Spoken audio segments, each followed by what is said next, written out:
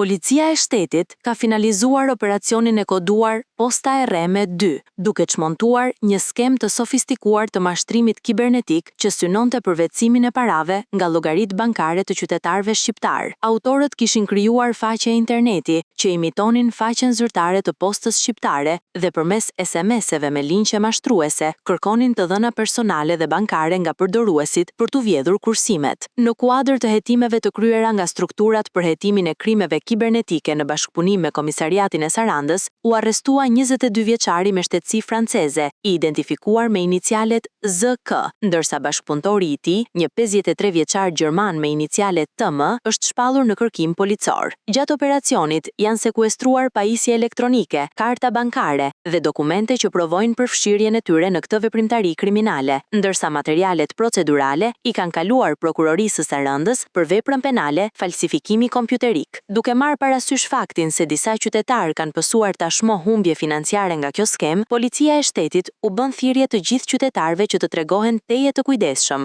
Autoritetet kërkojnë që të mos klikohet në asnjë link të dyshimt dhe të verifikohen gjithmonë adresat zyrtare të institucioneve. Gjithashtu, policia thekson se asnjëherë nuk duhet të ndahen numrat e kartave bankare, kodet e sigurisë apo fjalkalimet në faqe të paverifikuara, ndërsa inkurajon raportimin e menjëhershëm të çdo tentative për mashtrim online.